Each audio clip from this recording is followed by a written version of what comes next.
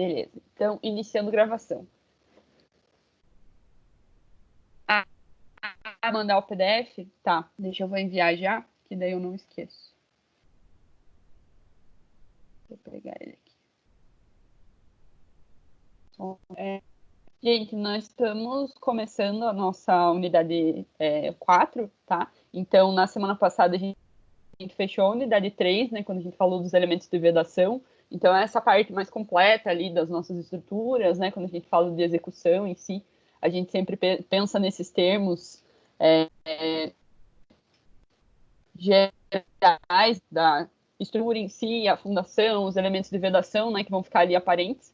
E aí, agora a gente vai entrar nessa parte aqui, que é a unidade 4, e vamos conversar um pouquinho sobre hoje as nossas instalações prediais, e nós vamos entrar também na parte de cobertura, tá? Então, vamos entrar nessas duas sessões da nossa unidade 4. Então, a unidade 4 em si completa, ela fala sobre instalações prediais, fala sobre cobertura e sobre acabamentos. Então, ela vai, né, falar sobre esses sistemas complementares, vai abranger um pouco desses sistemas, né, conversar sobre aspectos construtivos, alguns conceitos básicos, para que a gente comece a se familiarizar com esses tipos de sistema, né, que vão ser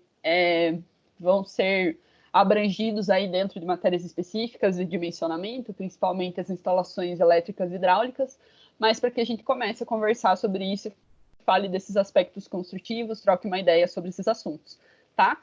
E aí, na sequência, teria a cobertura e falar dos nossos acabamentos. Então, né, a última sessão aí, ela fala de revestimento, de impermeabilização, né, desses outros aspectos que estão relacionados com o aspecto final ali da nossa construção. Então, a gente já vai conversar, né, sobre isso. O que aconteceu a partir da semana anterior, né, da semana passada para essa semana. A gente teve uma mudança relacionada a quais... Espera aí só um pouquinho, deixa eu admitir um aluno. Aí, quais matérias a gente vai ter a aplicação de atividades práticas, né, de algumas atividades que estão relacionadas com a carga horária da matéria, que vão estar incluídas aí durante a carga horária. A gente tinha a possibilidade de fazer isso no presencial, para as matérias onde for necessário presencial, e aí tem algumas matérias que têm essa carga horária prática, mas que a gente vai conseguir realizar ela aqui de maneira remota, através de vocês trabalharem com esses roteiros práticos e produzindo resultados, sempre com o meu auxílio e tudo mais. E é o que vai estar acontecendo a partir da semana que vem. Então, o que eu quero fazer hoje é fazer com que a gente consiga entrar nessa unidade 4 e fechar esse conteúdo, né, teórico aí, da maneira como a gente vem conversando sobre as outras unidades, né, para que vocês não vão para a parte final aí da matéria sem ter o conteúdo teórico sendo dado dessa forma, né? Por isso que a gente vai estar trabalhando hoje com 2 sessões. A sessão de coberturas é uma sessão menor, um pouco mais simples, né? Ela fala de alguns aspectos, mas ela é um pouco menor em relação às outras, então a gente vai conseguir abordar as duas hoje, tá? E aí esse vídeo, como sempre, vai ficar gravado, vai ficar disponível lá no AVA da matéria, né, da nossa disciplina Tecnologia das Construções. E também eu vou colocar o link do YouTube ali para vocês no grupo também, né, para que vocês tenham esse vídeo, tá? Então hoje nós vamos começar conversando sobre as instalações elétricas. Aí vamos falar sobre as instalações hidrossanitárias no geral, vamos falar sobre cobertura, e aí a gente fecha com aquele trabalho top, né, que eu vou deixar para vocês fazerem aí durante uma semana, e vamos conversar sobre essas aulas práticas, como que vai ficar a pontuação de vocês nessa matéria. Tá? Então, começando com as instalações elétricas, né? A gente vai conversar um pouquinho sobre elas hoje. O que a gente vai ter no projeto elétrico das nossas edificações, das nossas residências? Nós vamos ter as representações dos pontos de luz, a representação das tomadas, da maneira de fazer o acionamento, né? Onde vão ficar posicionados esses acionamentos, qual vai ser o caminho desses condutores, né, a passagem desses circuitos ali para chegar nos locais de consumo, aonde que vai ficar localizado o quadro elétrico que faz essa distribuição dos circuitos. E aí, para que a gente consiga ter uma normativa que auxilia nesse processo de dimensionamento para que seja produzido esse projeto elétrico, nós temos a NBR 5410, a sua última versão é de 2004, tá? E ela é para instalações elétricas de baixa tensão. Então, ela vai estar trabalhando aí, né, para nos auxiliar a dar essa normativa do que a gente precisa cumprir, como que é realizado o dimensionamento, né? Tudo dentro dessa normativa, tá? E aí, claro, dependendo da região que a gente está, qual é a concessionária, né, que é responsável pelo fornecimento de energia, nós temos normativas específicas para cada região, que são regidas ali pelas nossas concessionárias de energia, tá? E aí elas vão trazer também direcionamentos, né, de instalação, de como que esse circuito vai ser montado, né, para que tenha uma alimentação partindo dessa concessionária e tudo mais, e isso também tem que ser pensado no momento do projeto elétrico, tá? E aí nós podemos ter, né, as classificações aí do sistema elétrico, desse sistema de fornecimento, se dividindo em mono, bi ou trifásica, tá? E aí acho que tem um padrão, se eu não me engano, que a concessionária de energia tem nas regiões, né, que ela fornece, e aí pode ser solicitado quando precisar de um sistema diferenciado e tudo mais, mas tem um fornecimento padrão aí que é utilizado, né, para que a gente consiga fazer essas conexões com as nossas residências. E a gente tem que analisar, claro, o que vai ser utilizado na residência, qual que vão ser, né, as cargas que vão ser necessárias para suprir aquela residência, então, dentro dos nossos equipamentos, dos nossos aparelhos que vão estar sendo utilizados, das lâmpadas ali, dos pontos de luz, que vão estar presentes naquela edificação, naquele projeto, tá? E aqui tem um desenho bem simples ali dessas ligações, né, partindo dessa conexão ali, né, com a rede de concessionária, aí vem para o nosso medidor aqui principal, temos um circuito de alimentação principal que vai até o quadro de distribuição, e do quadro de distribuição vão partir os vários circuitos elétricos para que a gente tenha a alimentação dos nossos cômodos e dos nossos pontos onde a energia elétrica é necessária, tá?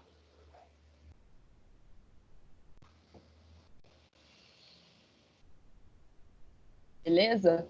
Gente, acho que um dos pontos que eu quero enfatizar aqui nessa matéria, porque eu tenho consciência que vocês têm dentro do curso de engenharia uma matéria específica para instalações elétricas, onde é trabalhado esse projeto a fundo, onde tem a parte de dimensionamento, né, e tudo mais que está voltado aí para a produção desse projeto elétrico. O nosso intuito, quando a gente fala desses projetos complementares aqui na matéria de tecnologia das construções, é que a gente converse um pouco sobre esses aspectos construtivos e analise, né, o que a gente pode ter de problema lá na frente, o que isso pode gerar, como que a gente pode melhorar a qualidade, né, desses sistemas complementares no processo de execução em si. Então, como vocês sabem, a gente está seguindo uma ordem de pensamento, né, que vem lá do começo, a gente está na parte de execução, então pensar um pouco nesses aspectos, o que vai estar sendo gerado ali pela produção desse projeto, tá? E uma das ênfases que eu quero dar bastante que tanto no projeto elétrico quanto no projeto hidrossanitário depois também, pensar sempre o que, desde o primeiro momento lá da primeira aula, a gente comentou sobre isso, necessidade do cliente. Então, pessoal, conseguir pensar o que aquele cliente vai ter de necessidade dentro daquele projeto complementar. Nós temos, sim, normativas que guiam esses projetos, e essas normativas elas vão estar ali relacionadas com os valores mínimos, né? Com os pontos de consumo de iluminação para que a gente consiga ter uma iluminação para aquele cômodo, com os pontos de tomada que são mínimos para aquela metragem quadrada, para aquela região, né? Para aquele cômodo em específico, mas não quer dizer que eu preciso me ater apenas àquilo. Então, começar a pensar um pouco na necessidade do cliente relacionada a esses projetos complementares. O que ele vai precisar utilizar, que hoje, por exemplo, é essencial, que ele vai precisar na vida dele como usuário, e que, se eu não pensar nisso no momento do projeto, vai causar a necessidade de que ele tenha, né, que trazer um projeto novo ou fazer uma movimentação do projeto ali que não foi pensada, né? Ou modificar alguma situação que já poderia ter sido prevista em projeto. Então, pensar sempre na necessidade do cliente, né? A gente tem uma dificuldade muito grande aí dentro desses projetos complementares, né? Porque eles são, sim, muito padronizados. Então, de pensar nesse tipo de situação, tá? E isso, sim, né, pessoal, é diferença de qualidade. Então, por exemplo, conversando com o cliente, o cara deixa claro que ele vai querer utilizar uma torneira elétrica. Tá? Então, eu tenho que pensar, né, na utilização desse equipamento no meu projeto elétrico, né? Porque se ele vai precisar instalar uma torneira elétrica, isso tem que estar contado nos equipamentos, né? Se eu tenho um circuito específico ali para um chuveiro, ele vai, né, realizar a instalação. Então, que ele consiga utilizar o chuveiro na sua potência máxima, né? Que seja pensado para isso, que não seja com uma tensão ali fora do que é o padrão para um chuveiro, por exemplo, né? Eu já morei aí alguns apartamentos que não têm a tensão adequada para o circuito do chuveiro e aí a gente não consegue utilizar ele em máxima potência. E aí é perigoso e tudo mais. Então tem esse tipo de situação. Mandar o link do Teams, espera aí. Um segundo. Alguém consegue mandar ali, pessoal? Eu perdi o link. Acho que eu mandei um pouquinho antes. Eu mandei ontem, né, para vocês. Eu perdi a conversa. Se alguém puder enviar ali, fazendo um favor, no grupo do WhatsApp. Muito obrigada. Gente, então, pensar nessas necessidades. A gente sabe que hoje em dia, né, nós temos a utilização de muitos equipamentos elétricos e essa demanda, ela aumenta quando a gente está montando, né, pensando numa residência e tudo mais. Por exemplo, quando vocês estão numa casa nova, né, vão instalar um micro-ondas, vão colocar um forno elétrico, vamos dizer assim, ou um fogão por indução, né, se alguém tiver um fogão por indução, ou vou precisar das tomadas ao lado da cama para carregar o celular. Tem na posição que deveria ter, tá? Ou eu tenho que fazer, né, um procedimento para conseguir ter aquela tomada, aquele local ali aonde eu queria. Então, por que não pensar nesses aspectos desde o começo, conversando com o cliente, entendendo essa necessidade? Essa é uma das diferenças de projeto complementar que vai evitar muito problema lá na frente, né? A pessoa fazendo uma casa nova, toda chique, né? Pensando ali com cuidado desde o começo e tudo mais, gastando aquele dinheiro para que tenha o conforto e a comodidade específica. Então, pensar nessas necessidades um pouco mais, com maior cuidado, né? Para que a gente consiga atendê-las da melhor maneira, tá? E aí, claro, tensão demandada por cada equipamento. Então, a gente sabe que vamos necessitar aí, né, de circuitos e vamos utilizar equipamentos que exigem uma tensão maior aí para que a gente consiga suprir esses equipamentos. E é possível que dentro de uma mesma residência a gente tenha, né, essa diferença aí de tensões. Se tiver essa diferença, identificar essa diferença para que o morador, o usuário, consiga ver essa identificação e para que não tenhamos, né, acidentes aí de estragar um equipamento, alguma coisa nesse sentido, tá? E aí tem alguns componentes aí do nosso sistema de instalações elétricas que a gente vai abordar um pouquinho hoje, né, para pincelar, né, conversar um pouquinho sobre eles. Então, nós temos o medidor, que a gente conversou ali no começo, que vai fornecer energia ao nosso quadro de distribuição por um circuito de alimentação principal, tá? Então, ele vai fazer essa instalação ali, esse contato com o quadro de distribuição. Do quadro de distribuição, nós temos, né, a distribuição dos circuitos dos nossos desses contatos aí, né, que a gente vai conseguir fazer dos nossos circuitos para chegar nos pontos de consumo. Então é dele que vão sair esses circuitos ali para estar alimentando cada cômodo. Ali também a gente vai ter os disjuntores de proteção para que esses circuitos estejam protegidos, né, para que não tenham excesso ali de carga elétrica, para que a gente não tenha o acontecimento de curto-circuito, então os dispositivos de proteção entram no quadro de distribuição também, além, claro, do disjuntor geral, né, para que todo o nosso projeto elétrico consiga estar seguro no geral e não só circuito a circuito. E ainda os barramentos de fase, neutro e terra, né, para que a gente consiga fazer essas conexões também. E aí o nosso quadro de distribuição, ele vai ser em material metálico. Hoje ele já está aparecendo aí não só em material metálico, mas tem alguns quadros de PVC, né, que já estão para vender também. Ele vai estar posicionado mais ou menos a 1,5 metro do piso, né, e ele vai estar localizado, né, em algum local onde ele não fique aparente dentro da residência, mas que permita fácil acesso e manutenção para que a gente consiga, né, ter esse acesso ali, consiga acompanhar como está funcionando a instalação, se for preciso entender qual circuito que está com problema, fazer trocas e tudo mais, ele tem que ser de fácil acesso, tá? E aí, falando, né, continuando aí nesses tópicos, a gente conversa sobre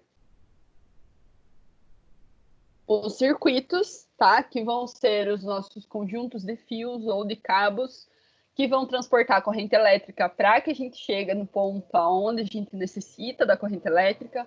Cada circuito vai ter uma combinação de fios, né, que vai estar ali, dependendo da necessidade desse circuito e tudo mais, né, que vai ser calculado pelo projeto elétrico e tudo mais, qual é essa necessidade, os diâmetros desses fios e tudo mais.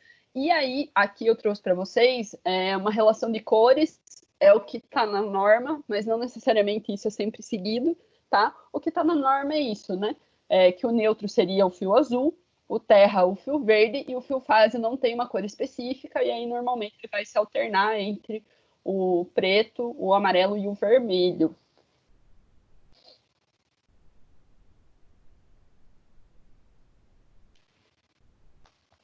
Beleza? E aí, para que a gente consiga fazer essa passagem, né, dos nossos circuitos até chegar no local onde vai ter a conexão final ali para, né, fazer esse contato de energia, nós temos os eletrodutos, que nada mais são do que uma tubulação em PVC, né, em material polimérico ali, como essa aqui, em amarelo, e dentro dessa tubulação desse eletroduto, nós vamos ter a passagem dos circuitos. Então, pode ter um só circuito ou mais de um circuito, né, que vai estar passando ali no seu interior, para que a gente consiga chegar nesses locais. E aí são esses eletrodutos que vão caminhar pela nossa estrutura, pela nossa edificação, né, pelos nossos elementos de vedação, para chegar no local, tá? Para chegar no local ali de fazer essa conexão. E aí, pessoal, o que a gente tem que entender também é que os eletrodutos, eles são materiais comerciais e eles já têm uma variação comercial aí, né, dependendo de aonde eles forem ser colocados. Então, tem os eletrodutos que são para passagem em vedação, né? Então, quando a gente faz essa passagem nas nossas alvenarias e tudo mais. E se a gente for fazer uma passagem em um elemento estrutural, por exemplo, numa laje, né? Aí a gente tem um outro tipo de material de eletroduto que pode ser utilizado, pode ser comprado para minimizar um pouco essa abertura que está sendo realizada no elemento estrutural, e aí vai ser um material um pouco mais reforçado mecanicamente, né? Um PVC ali que consiga resistir um pouco a esses esforços que podem surgir pela fragilidade daquela abertura. Então, né, dá para a gente buscar um pouco desses materiais diferenciados aí para estar trabalhando nessa situação. Além disso, nós vamos ter as caixas de passagem. As caixas de passagem, elas vão estar localizadas quando a gente tem mudança de direção desses circuitos, quando nós estamos nos pontos de tomada, nos pontos de luz, né, nos luminários e nos pontos de acionamento também. E aí vai depender, né, da característica de cada local ali. Nós vamos ter a carinha das caixas de passagem, né, e elas vão ser diferentes. E é nas caixas de passagem que a gente vai ter a conexão final sendo realizada, depois da conexão final, o acabamento, para que isso não fique aparente, para que a gente consiga montar um revestimento ali, né, e que fique aparente apenas o que for necessário, mas a ligação já está feita, tá? Uma das caixas de passagem que é a mais comum aí, que é a caixa ortogonal, né, que é utilizada para os pontos de luz, que é essa redondinha aqui para passagem do eletroduto, né? Tem alguns aspectos que já estão surgindo em relação a essa. Por exemplo, isso aqui é uma jotinha, né, de PVC, que já tem essa caixa de passagem acoplada ali para iluminação, e ela pode ser utilizada nas lajes, tá? Que são nas lajes onde a gente não tem o concreto maciço, né? Que a gente tem as lajes pré-moldadas ali com vigotas e com preenchimento cerâmico.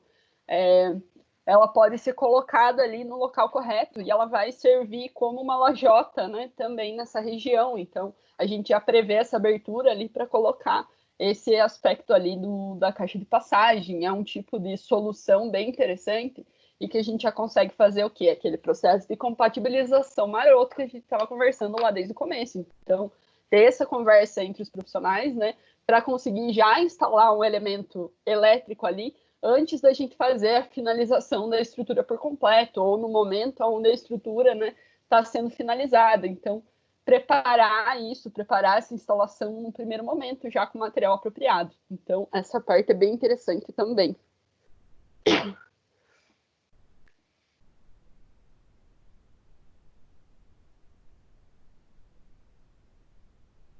Por enquanto, tá de boa, meu povo? Tranquilo? De boa? Qualquer dúvida, questionamento ou alguma coisa que vocês queiram comentar também, né, que vocês conhecem e tudo mais, a gente vai conversando sobre. Podem mandar ali no grupo, né, ou conversar por aqui. E aí, pessoal, claro, a gente vai ter circuitos que vão estar separados ali para os nossos pontos de luz, para as nossas iluminações. Vamos ter os nossos circuitos separados para as tomadas. E aí, claro, para elementos que a gente tem uma carga elevada, que a gente precisa, né, de um circuito específico, vamos ter um circuito único. O exemplo clássico aí que a gente tem é, sim, o chuveiro.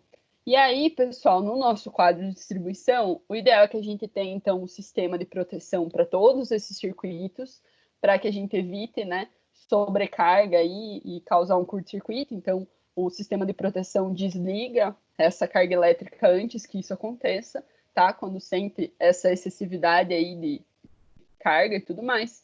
E, pessoal, identificação. Vamos falar sobre o elefante na sala do projeto elétrico.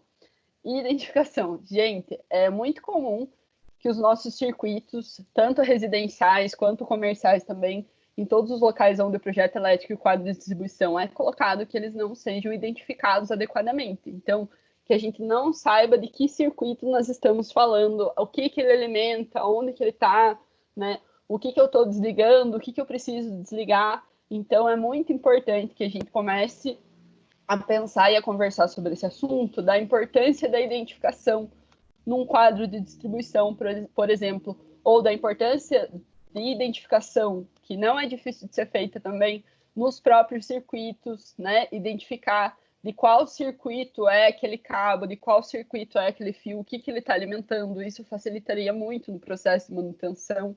Eu tenho consciência que esses processos não são feitos com frequência, tá? Mas é muito, muito interessante. Isso aí.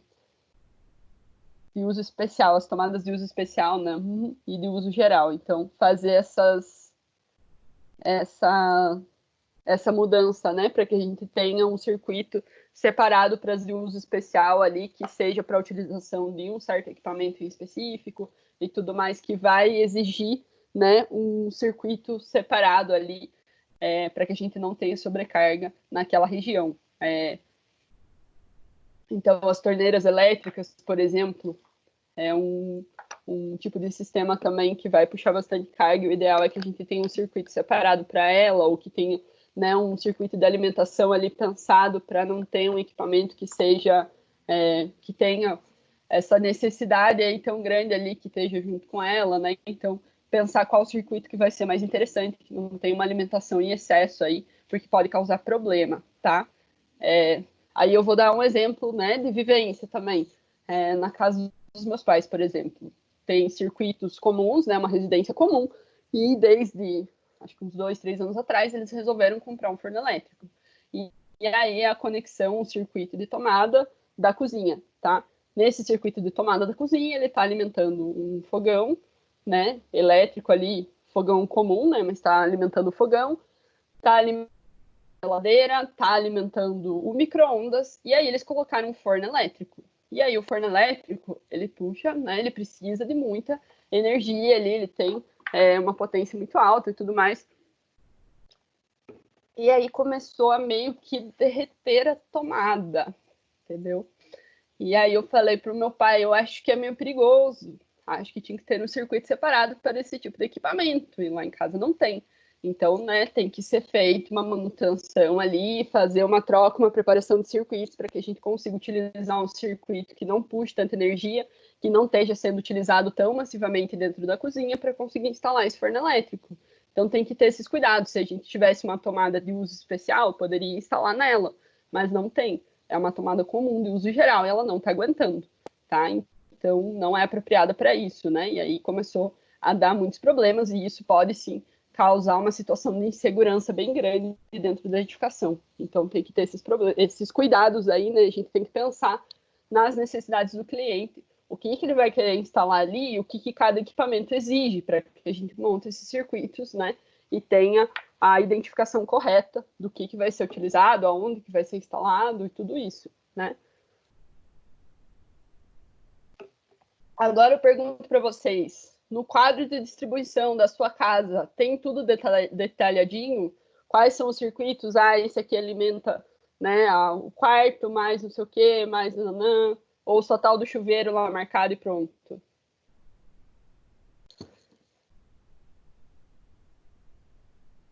Tem bonitinho? O meu em casa tem sim, professora. Tem, ai que bom. Tomadas um, lâmpada, outro, chuveiro outro, e tem o geral também, né? Em geral. Ah, isso é bom. Eu dei essa aula hoje de manhã, né, também, e daí teve um aluno que ele comentou que ele trabalha em indústria e ele precisa fazer essa manutenção, né, então, tem que você fez, né, então, você vê como que é. Ele comentou que ele trabalha em indústria, que ele precisa fazer esse desligamento meio corriqueiramente, assim, e ele nunca sabe qual é o circuito que ele precisa desligar ali para fazer manutenção. Então, é um processo diário, né, que ele sempre vai ter que passar, é uma indústria, né, um local já com uma carga bem maior, né, com um projeto elétrico que demanda mais cuidado e tudo, e não tem essa identificação. Então, gente, você tem, o negócio tá bonito, entendeu? E vocês sabem a necessidade que é quando a gente precisa fazer uma manutenção ali, essa utilização do usuário no dia a dia faz muita diferença a gente ter essa identificação, né? O Guilherme falou ali que fez a identificação porque sentiu a necessidade. Então, a gente pensar isso desde os momentos de projeto é muito importante, tá? Para que a gente tenha essa diferenciação aí, né? E são nesses pequenos detalhes, né, pessoal, que a gente sabe que lá no final a palavra do usuário vai contar mais forte, né? Ele fala, o engenheiro fez, não, mas no meu projeto tinha, não, mas lá em casa é bem feito, né? Então, são esses cuidados aí que a gente tem que ter desde o começo, que vão fazer a diferença na nossa vida profissional também. E aí, nós falamos, claro, da necessidade do aterramento. Então, fazer essa conexão dos terminais com o solo para que a gente consiga reduzir essa diferença de potencial entre as instalações e o nosso solo, né? E consiga eliminar qualquer possibilidade ali de descarga que possa acontecer, né? Em contato com os nossos usuários. Então, o aterramento é indispensável. E aí nós temos o nosso sistema de proteção contra descargas atmosféricas. A gente também tem uma normativa específica para esse sistema, é uma normativa que já foi revisada mais atualmente, então a última revisão dela é de 2015, é da NBR 5419, e também, né, a ideia desse sistema de proteção é que a gente consiga fazer a captação dessas descargas e transmitir essa descarga para o solo através do aterramento, para que esse aterramento aí possibilite, então, anular essas descargas e eu não tenha, né, a possibilidade de isso entrar em contato com os nossos usuários ali, com a galera que está utilizando a edificação, tá? Há algum tempo atrás, esse sistema de proteção ele era realizado conectado com as armaduras de alguns dos pilares e com as armaduras dos elementos de fundação, tá? Esse aterramento ali para fazer esse contato com o solo, mas hoje já é recomendado, né, nessas revisões de norma que esse sistema seja montado em separado, esse sistema de aterramento ali, né, seja montado em separado, então não seja conectado com os nossos elementos estruturais, tá? Que tenha um projeto ali pensado para ele.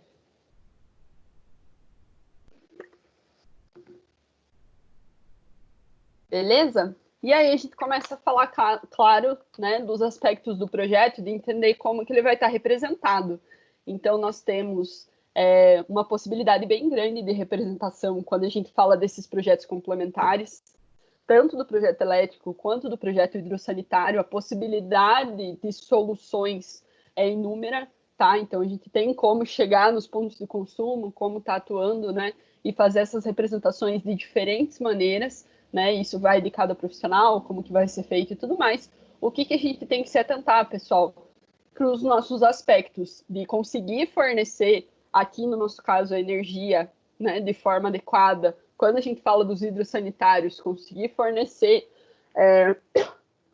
conseguir fazer o fornecimento de água com a pressão que a gente quer, com a pressão que é necessária para cada ponto de consumo, conseguir retirar os dejetos do nosso projeto de esgoto ali da maneira adequada, então pensar nesses aspectos de funcionamento, e além dos aspectos de funcionamento que estão ali regidos pelas normas e tudo mais, pensar nos aspectos executivos, né, pessoal? São sistemas complementares, a gente sabe que eles vão ter que ter uma passagem, vão ter que ter um local ali embutido na nossa estrutura, nos nossos elementos de vedação. Então, pensar nisso desde o momento de montagem desses projetos, para que a gente tenha uma facilidade no local de execução, nesse momento de execução. Então, o que a gente conversa dentro das instalações elétricas, e daí a gente vai conversar também nas hidrossanitárias, é conseguir facilitar esse processo executivo. Então, definir um nível vertical por onde vai ser realizada essa distribuição, o máximo que for possível, distribuir naquele mesmo nível para fazer uma praticidade de execução desse tipo de projeto complementar. Essa representação no plano vertical é o que a gente chama de prumada. Isso vai ter aqui nas instalações elétricas, vai ter esse termo nas hidrossanitárias também, vão estar aparecendo esses termos aí, né, relacionados com a sua representação. O objetivo é o quê? Sempre manter o mesmo nível vertical, o máximo que a gente conseguir, né, para aqueles pavimentos, para que a gente consiga fazer uma distribuição e um processo executivo aí, a montagem, né, desse sistema elétrico de uma maneira mais facilitada. Isso vai facilitar não só no processo executivo, mas também depois para a utilização do usuário, para fazer uma eventual manutenção. Então, né, fazer esse pensamento ali de qual vai ser a facilidade, a rapidez no processo executivo se eu fizer esse caminho preferencial, se eu modificar essa situação, se eu reduzir, né, essa passagem aí que não é necessária e tudo mais. Então, tentar fazer caminhos mais pensados, porque sim, as nossas soluções aqui são muito abrangentes, né? Então, pensar nesses aspectos não só de trazer o fornecimento, mas como que isso vai ser construído depois, como que isso vai ser colocado em obra, tá? E aí, pessoal, além do caminho em si, conectar o que vai estar ali presente no projeto, né? Que a gente precisa conhecer, então, os pontos aonde pode ser realizada a inspeção, ou seja, essas caixas de passagem, esses locais de mudança de direção, aonde que vai estar localizado o quadro de distribuição.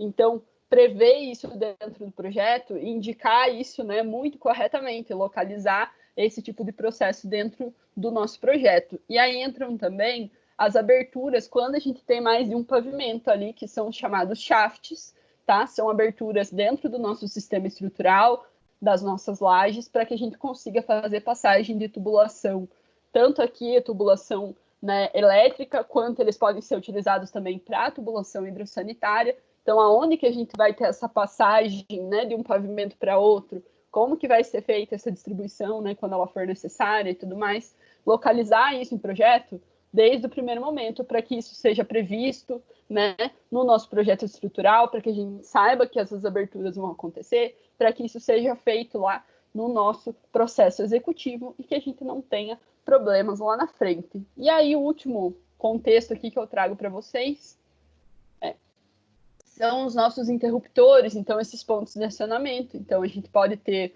os interruptores simples, né, onde tem o acionamento de apenas um ponto de luz, podemos ter os interruptores em paralelo aí, onde a gente tem mais de um ponto de acionamento para a mesma luminária ali, para o mesmo ponto de luz, né, que vai ser localizado em diferentes pontos do cômodo. Também são equipamentos que têm que estar localizados, mostrados, né, mostrado aonde que está esse acionamento e pensado também aqui nesse momento na necessidade do cliente. É interessante ter um sistema de interruptor em paralelo, porque aonde que eles têm que estar localizados, né? Como que vai ser feito isso? E hoje a gente tem já alguns equipamentos diferentes em relação a isso também, né? Que estão surgindo para trazer, né? Um outro aspecto aí para os nossos projetos elétricos, como os controladores de luz, né? Que são os dimmers, para conseguir mudar essa intensidade ali, trabalhar com essa variação de intensidade, né, ao invés de só o acionamento comum. Então, já tem alguns equipamentos aí dentro desse mundo também das instalações complementares, né, vão surgindo materiais e sistemas diferenciados, né, que vão trazer um aspecto comercial diferente para os nossos projetos. Acho que um dos pontos que eu queria para fechar a parte de instalações elétricas também é falar sobre os nossos softwares. Obviamente, a gente pode utilizar o AutoCAD para fazer esse tipo de projeto, né? É um software mais simples que a gente já utiliza há muito tempo, já conhece, tem contato. Mas para os projetos complementares, a utilização do Revit, por exemplo, facilita muito para que a gente consiga fazer essas representações e para que os nossos projetos fiquem mais visuais, mais palpáveis, né, para mostrar para o cliente, ele fica mais interessante.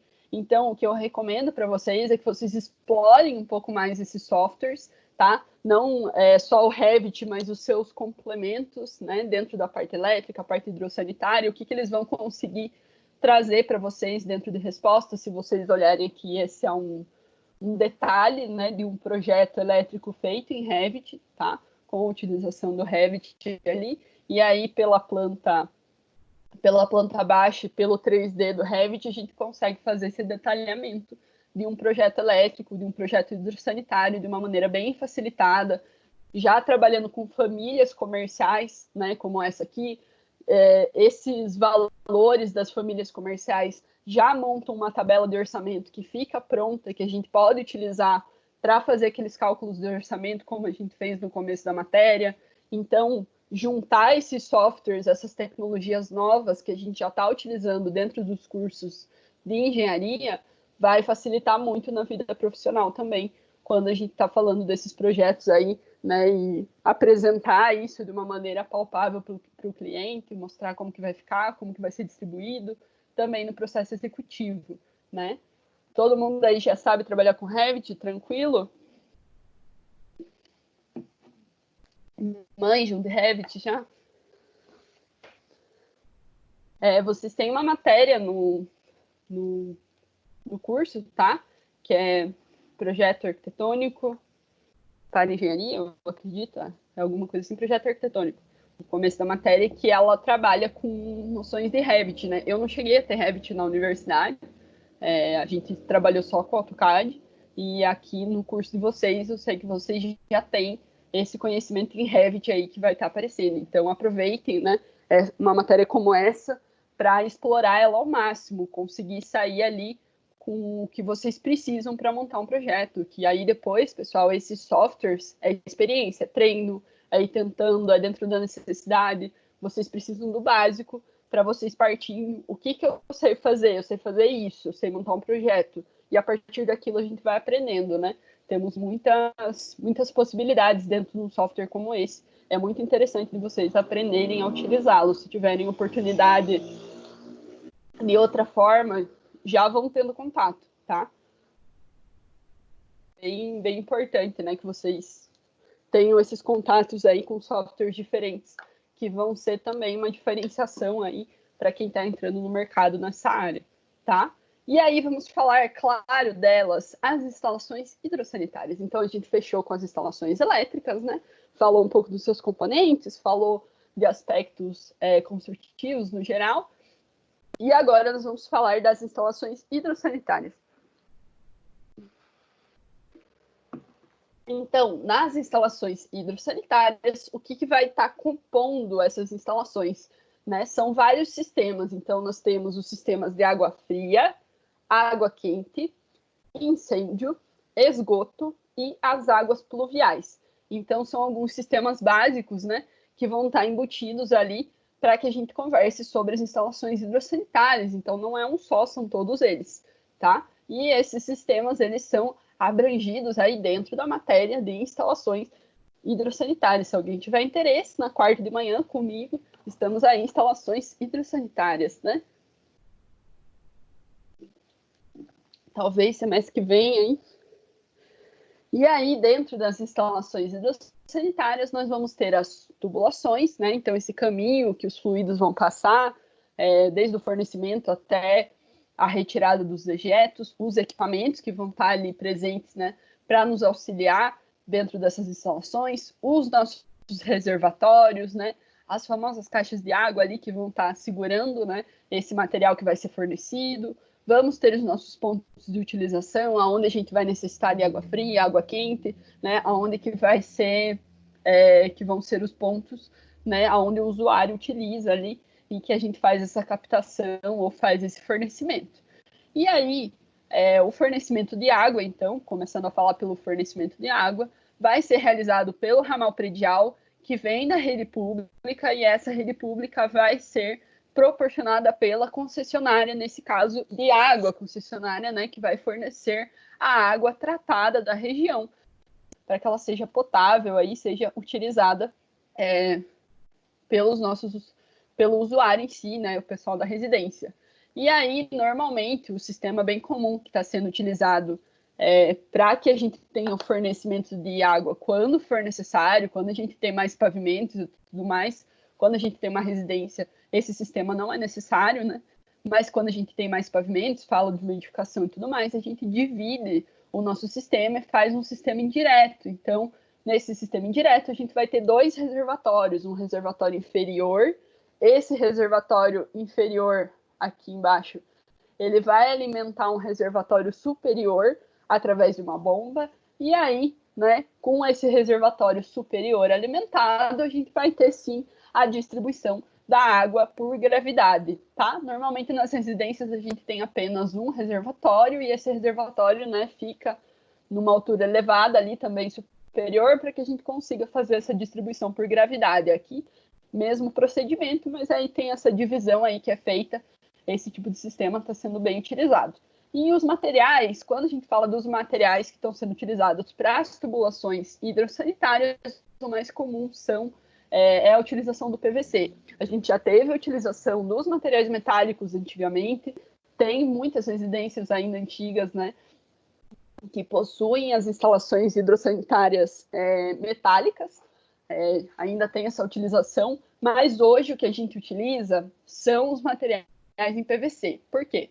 Eles vão ter uma resistência aos processos corrosivos, tá? Então, ele não vai reagir ali com água e oxigênio, vai começar a corroer aos poucos, né?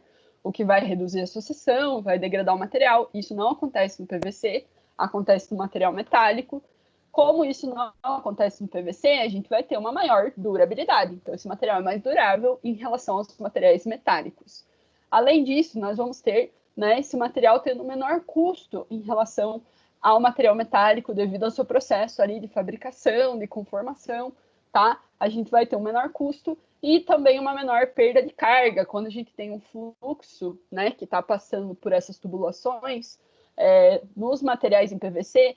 Esse impacto do fluxo, quando tem uma mudança de direção por uma conexão e tudo mais, é menor, né? Uma perda de carga, uma perda de velocidade desse fluxo menor em relação ao material metálico. Então, a gente tem essa menor perda de carga também, além da gente conseguir ter tubulações com diâmetros variados, né? Ter materiais em PVC trabalhados com diferentes características para aguentar maiores temperaturas, por exemplo, ou diferenciados aí para que a gente consiga utilizar eles para água fria, para esgoto, né, para conseguir fazer esse tipo de procedimento. Então, essa diversificação do material permite, né, que ele tenha sido tão difundido, né, e seja o nosso material mais utilizado atualmente, tá? Então, vem o PVC aí com força e com razão, né, meu povo? E aí, falando das instalações hidrossanitárias, nós começamos partindo do reservatório, da onde está a nossa água lá armazenada. Do reservatório vai partir a rede de distribuição, tá? E da rede de distribuição, né, nós vamos ter as tubulações e as conexões que vão levar a água até os pontos de consumo principais, até onde é necessária a utilização de água. O que é ideal quando a gente fala dessa rede de distribuição? Eu tentar manter o quê?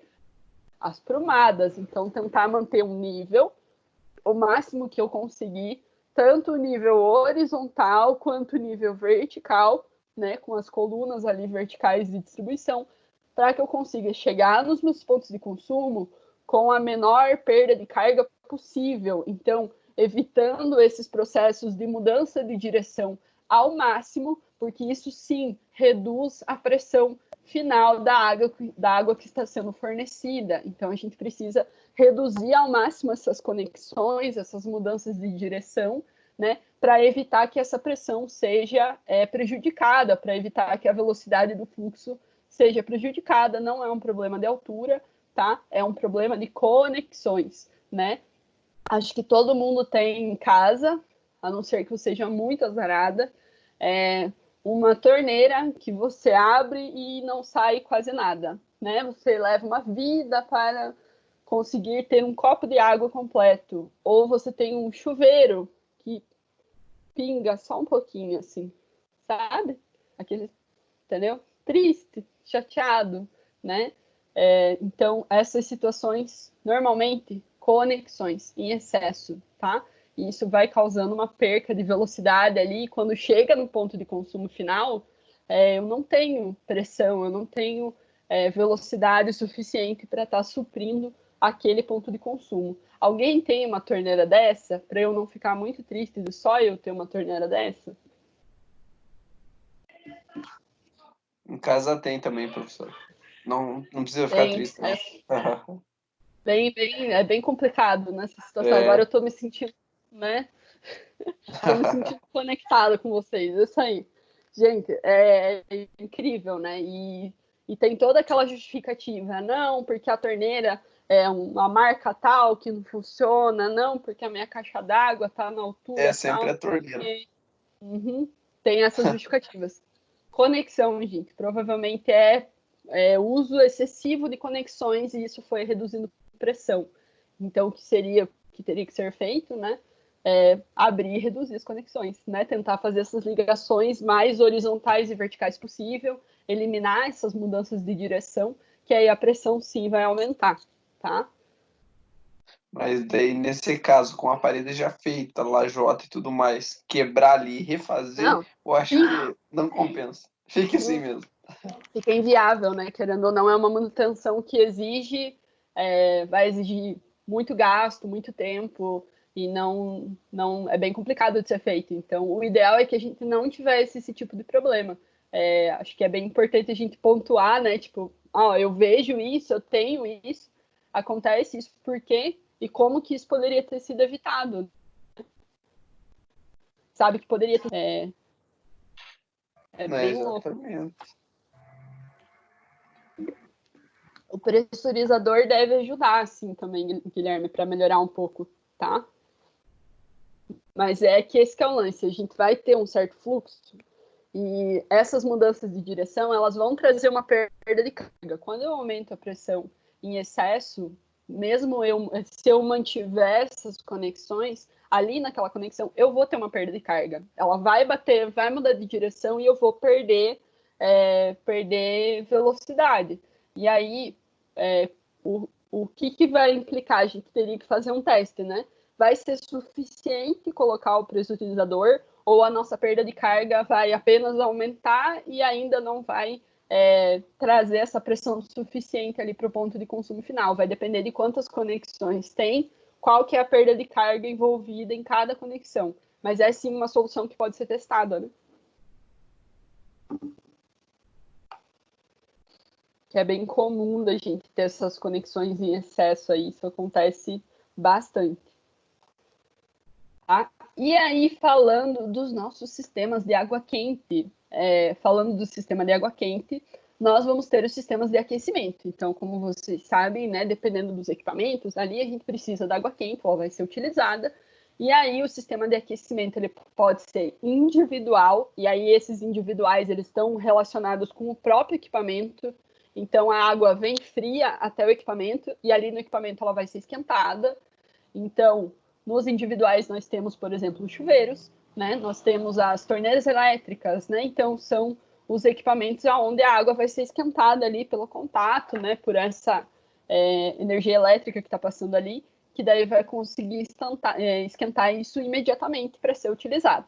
Nós podemos ter também o sistema de aquecimento central privado. E aí, no sistema de aquecimento central privado, a gente vai ter um reservatório de água quente, que é chamado de boiler, né? Esses reservatórios.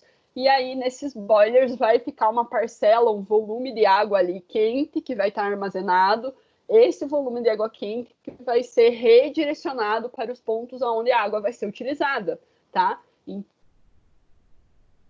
Privados, eles podem ser elétricos ou eles podem ser a gás, tá? Também pode ser a gás aí para fazer esse processo de aquecimento. E aí, em edifícios, em locais onde a gente precisa da utilização de água quente de uma maneira já maior, com uma dimensão maior e tudo mais, com volume maior. Por exemplo, quando a gente fala de situações hospitalares, de clínicas, onde a higienização, né, dos equipamentos, das vestimentas e tudo mais é feita com utilização de água quente, né, para eliminar qualquer tipo de agente aí, nós temos a utilização de um sistema central coletivo, tá? No sistema central coletivo, a gente vai ter o quê? Um boiler muito maior. Então, a reservação de água quente vai ser muito maior, né? E aí ele vai conseguir alimentar mais pontos de consumo de água quente, aonde é necessária essa utilização, tá? Então, o central coletivo são esses aqui. E o central privado vai abastecer só aquela residência, né?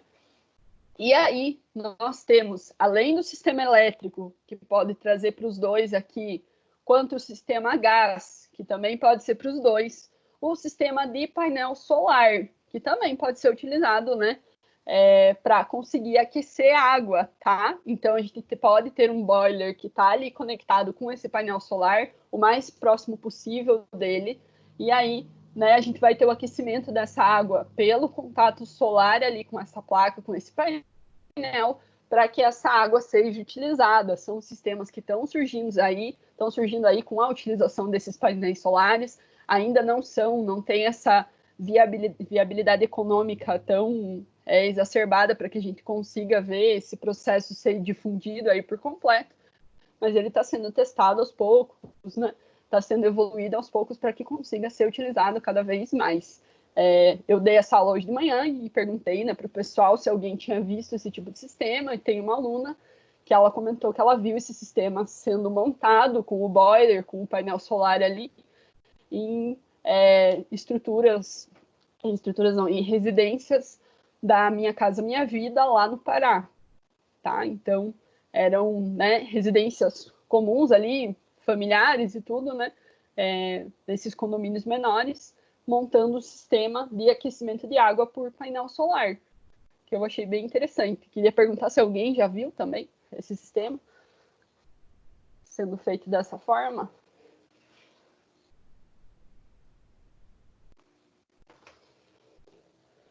Ali no Costa Rica tem esse sistema. Tem esse sistema também? Em residência? O residencial Costa Rica ali, aquele é grande, muitas casas ali, umas 1000 e poucas casas. Daí tem esse sistema também. Então, eles já estão produzindo, né, utilizando esse sistema para trazer esse aquecimento de uma maneira diferente. Então, é um sistema interessante aí que a gente precisa conhecer também. Dentro da matéria de instalações hidrossanitárias, a gente calcula esse sistema, né? Como que vai ser o aquecimento, qual que é o tamanho de placa que é necessário para conseguir fazer necessita de água quente, tá? Então é um sistema bem interessante aí que vocês vão sair, né, sabendo fazer também. E aí a gente vai falar um pouquinho das nossas instalações de esgoto, né? Aqui que o negócio fica também pesado, porque a gente sabe que nós temos problemas que estão relacionados com os nossos sistemas de coleta de esgoto. E a gente tem a necessidade de componentes específicos, tem a necessidade de diâmetros específicos para que a gente consiga fazer a captação dos dejetos, principalmente quando a gente fala do vaso sanitário. Então, tem que ter, sim, o diâmetro de acordo com o que é o da norma, para que a gente consiga fazer essa captação dos dejetos e consiga levar esses dejetos até o nosso sistema de tratamento ali, né, para conseguir eliminar esse tipo de material e tudo mais, e evitar esse contato com o usuário, né, e evitar entupimento das tubulações e tudo mais. Então, tem que ter, sim, esse segmento das normativas para que a gente consiga fazer um projeto de esgoto que funcione corretamente. E aí eu trago aqui, além do contato ali principal do vaso sanitário, que tem que ter um diâmetro específico, né, para que a gente consiga fazer essa captação do dejeto, mas também ter um sistema de ventilação, pessoal.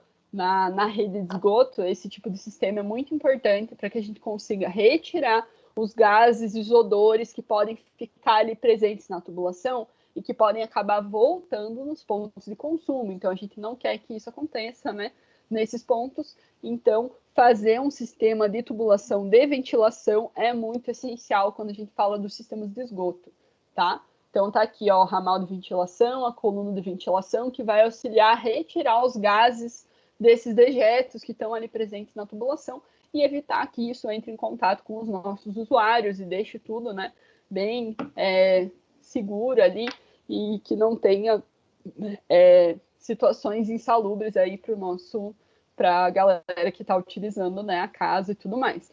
Então, outro sistema que eu trouxe aqui é o sistema da pia também. A gente tem essa captação de dejetos, esses dejetos vão ser direcionados, né, para a nossa rede de tratamento, e aí um dos componentes principais da pia para que a gente consiga realizar, né, essa captação do dejeto.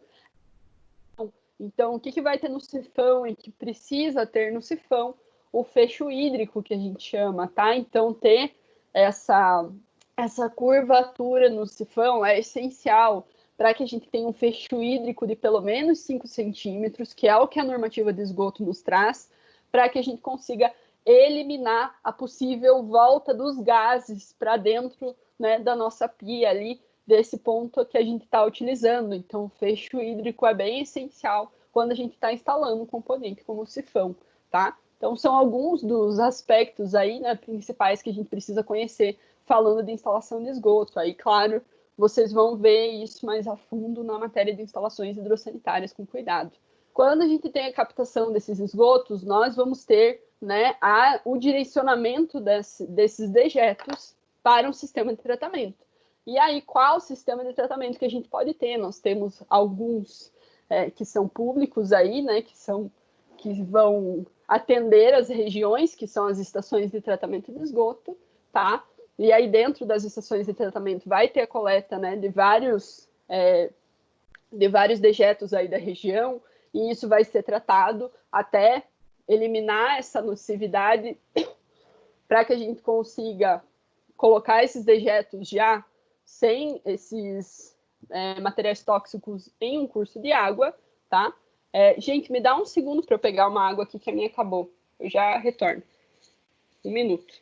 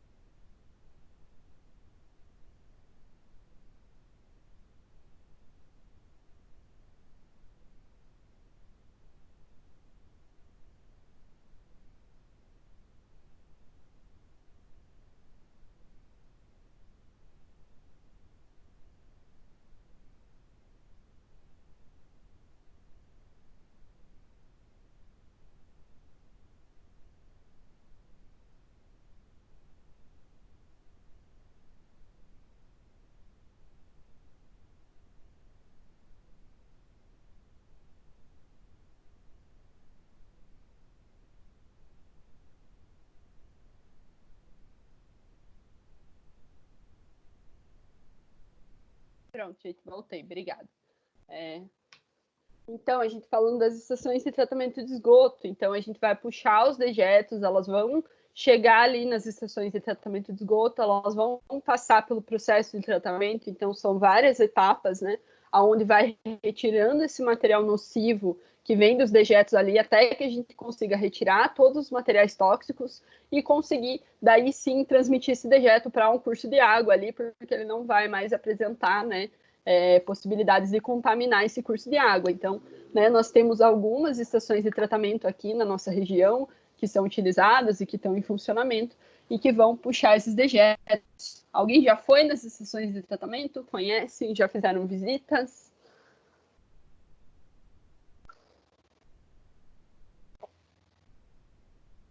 Já foram?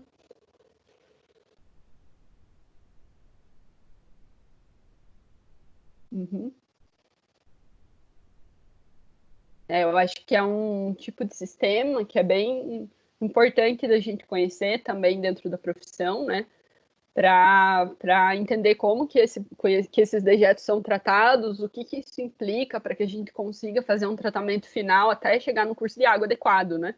Então, e sem contar, né, que o cheiro impregna no cérebro ali, então é bem importante que a gente tenha isso em mente também, né? Conheça como que é feito esse tipo de procedimento, tá? Além disso, pessoal, quando a gente não tem as estações de tratamento, quando não tem essa possibilidade do tratamento público, nós temos o nosso tratamento privado, tá? Que é a construção de fossas sépticas. Nessas fossas sépticas, a gente vai ter esse processo também de tratamento para que a gente consiga, ao fim, fazer a infiltração, né, desses dejetos ali para o solo, sem eles estarem apresentando componentes tóxicos em excesso que podem contaminar o solo ou um possível curso de água ali que esteja na parte de baixo e tudo mais. Então, tem esse sistema, né, que pode ser utilizado aí quando a gente não tem a possibilidade da estação de tratamento de esgoto ali pública, né, que é utilizada no geral, tá? A fossa séptica todo mundo conhece também, já montou em casa e tudo, né? Esse é um tipo de sistema aí bem comum, né, de tratamento nas regiões onde a gente não tem essa conexão de esgoto, né? Na minha cidade natal não tem esse tipo de sistema, tá chegando agora. Então, eu queria conhecendo a fossa séptica, né, como sistema de tratamento principal, depois que eu fui entender que tinham as estações de tratamento que estão presentes aí para fazer o tratamento desses dejetos. E aí, meu povo, para a gente fechar a parte de instalações hidrossanitárias e falar um pouquinho das coberturas, nós vamos falar do dimensionamento da parte das águas pluviais, então desses sistemas, né, que vão coletar as águas pluviais ali que vêm da nossa precipitação, das chuvas e tudo mais, e vão transferir essas águas pluviais até o nosso sistema público ali de coleta, para que a gente reduza a vazão que está presente na residência, reduz a possibilidade de empoçamento, de infiltração, né, por essas águas que estão ali em contato com a nossa cobertura, tá? Então, fazer esse procedimento aí de instalação das águas pluviais também está contendo aqui, está sendo abrangido dentro das instalações hidrossanitárias. E aí, o que compete, né, dentro desse processo? Dimensionamento da seção das calhas, então, a seção que vai captar essa vazão da precipitação, essas águas pluviais ali que estão vindo da chuva, e aí quais são as chuvas que vão conseguir ser abrangidas nesse processo. Então, uma seção de calha que consiga abranger a maioria das chuvas para aquela região, para as precipitações médias e tudo mais, né? É outro, wetland, nossa, que interessante, Jéssica, outro tipo de sistema. Essa eu nunca vi. Vou até procurar.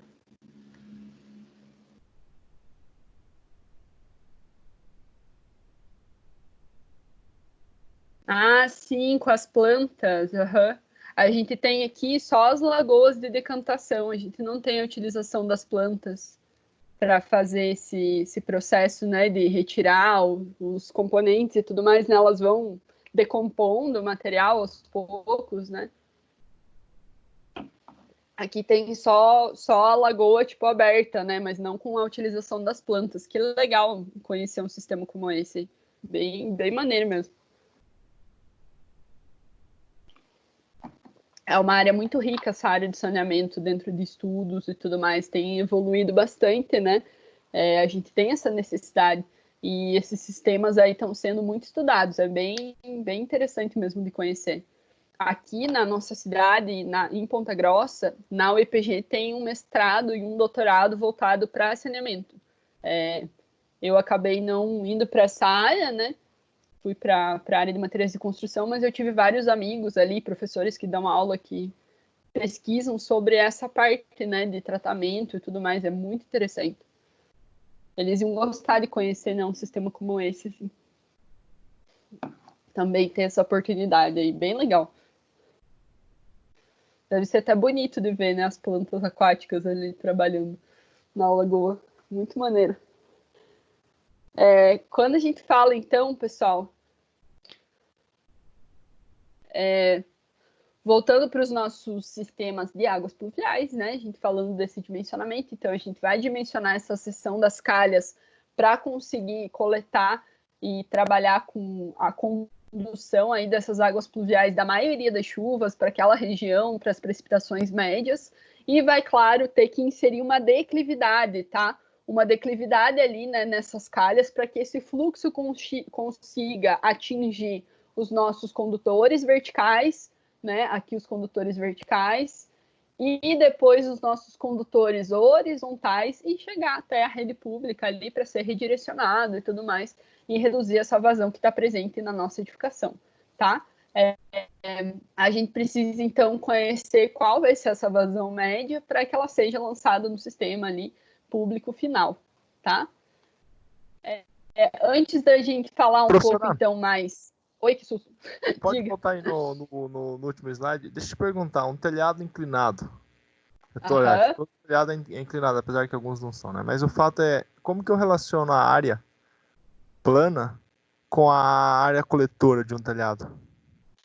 Como que você... Tá, com a área plana com a área Por exemplo, coletora? eu tenho um telhado lá, vamos colocar 100 metros planos, né? Mas eu tenho uma inclinação dele de 50%.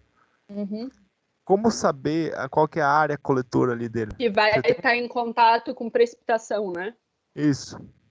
Tá, tem uma normativa relacionada com águas pluviais, lá tem algumas fórmulas, dependendo de como que é o contato do meu telhado, quantas águas eu tenho, em que região que ele está, e aí eu consigo fazer essa conta para chegar na área coletora.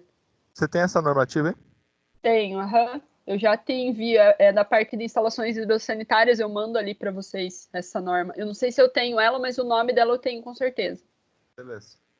Tá? Ela tem algumas fórmulas e aí você pode se basear por lá, né? Você vê o desenho do teu telhado, quais que são as dimensões dele, e aí você consegue chegar na área coletora. Tem algumas formulações para isso. Eu já te envio, me lembra? Até o final a gente vai falar um pouquinho de cobertura, vai continuar nesse assunto, né?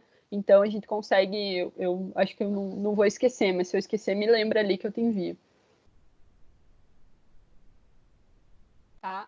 Antes da gente continuar falando das coberturas já, né, vamos fechar falando dos nossos elementos de medição. Então, a gente falou das instalações elétricas, tá? E nas instalações elétricas a gente vai ter um relógio de medição, né, que vai medir o nosso consumo de energia para que a gente consiga ter a formação da nossa conta aí e pagar o nosso consumo.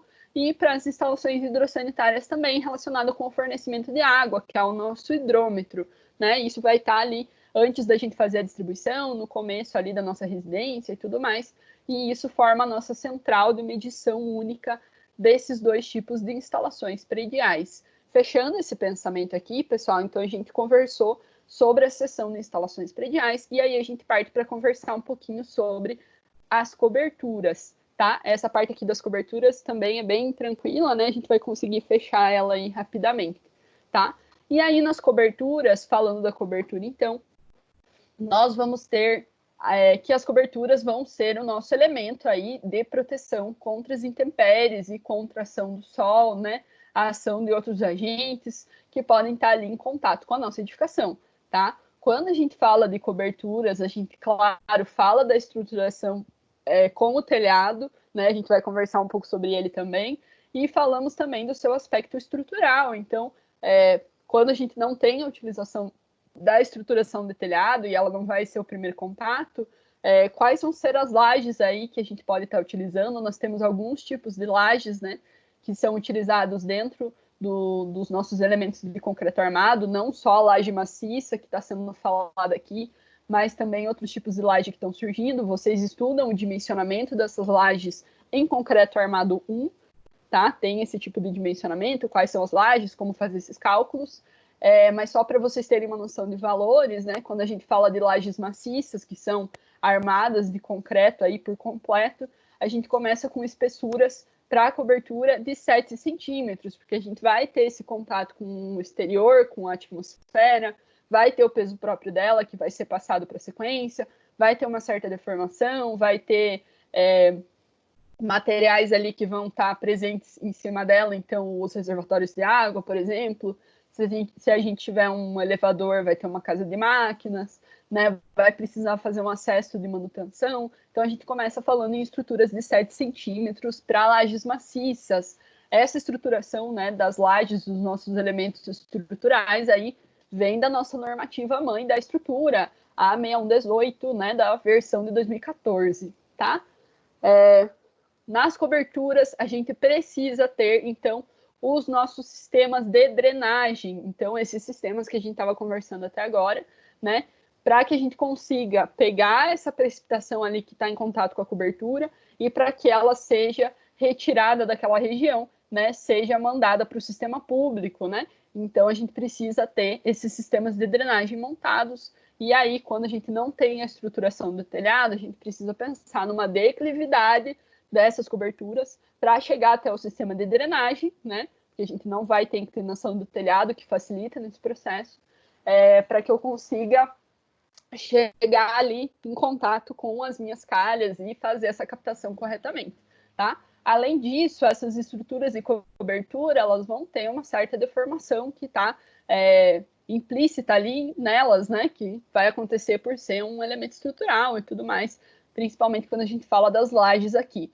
E aí essa deformação ela vai ser regida também pelos limites da NBR 6118 de 2014. A gente vai ter uma deformação máxima que pode acontecer nas lajes de cobertura, que não vai influenciar, né, no seu desempenho aí, né, e não vai causar fissuração excessiva, o que pode levar a infiltração e tudo mais. Essa deformação máxima vai ser em torno de L dividido por 250, sendo que L é o comprimento da nossa laje, então a maior dimensão da laje, tá? E aí a gente tem as deformações máximas, né, para que a gente tenha um material com desempenho correto.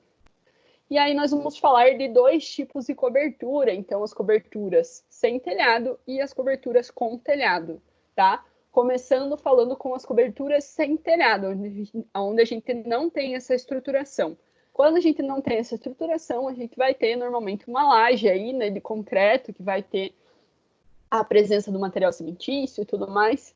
E aí nós precisamos incluir essa laje, essa cobertura no nosso projeto estrutural. Então, o peso dela e tudo mais vai ser incluído, porque ela vai passar, né, esse peso aí, as coberturas com telhado também, mas aqui o peso vai ser um pouco elevado pelo uso do material cimentício, né? Mas claro que com as coberturas com telhado esse peso também tem que ser contado na estrutura, tá? Não esqueçam disso. E aí a gente vai estar realizando esse processo de, né, execução dessa cobertura, então a concretagem, né, o processo de montagem e tudo mais. E aqui, pessoal, atenção ao processo de cura. Atenção ao processo de cura. Por quê? É uma laje que vai ficar exposta, né, na atmosfera. Então, se a gente tiver retração desse material e tiver microfissuração em excesso na sua superfície, isso vai criar caminhos preferenciais para a entrada de água, e essa água vai causar todos aqueles problemas que estão relacionados com excesso de umidade. Então, a gente precisa ter um cuidado nessas estruturas que vão ficar em contato com a atmosfera, né? Com o nosso, com a chuva, com a ação do sol e tudo mais. O que a gente vai ter nesse tipo de laje, nesse tipo de cobertura, né? Que está ali exposto? Nós vamos ter, obviamente, uma maior deformação por variação térmica, porque vai estar exposto a essa mudança de temperatura, essa presença de água, molhagem, secagem, a essa, né, variação brusca aí de temperatura. Então, obviamente, que o material vai acabar variando, né, também se deformando de acordo com esse tipo de processo. E aí nós temos uma norma que nos auxilia, né, para que a gente consiga reduzir um pouco, né, esse tipo de situação, que é a NBR 15575, que é uma norma de desempenho dos materiais. A gente conversou um pouco sobre ela em materiais de construção, tá? É uma norma de desempenho, e aí ela facilita, auxilia nesse procedimento também, para que a gente encontre um sistema que consiga reduzir essas deformações por variação térmica. Além disso, a gente precisa garantir a estanqueidade de uma cobertura como essa. Então, evitar que tenha a entrada de água em excesso e que possa atingir os pavimentos inferiores, né? As nossas estruturas, os nossos revestimentos inferiores.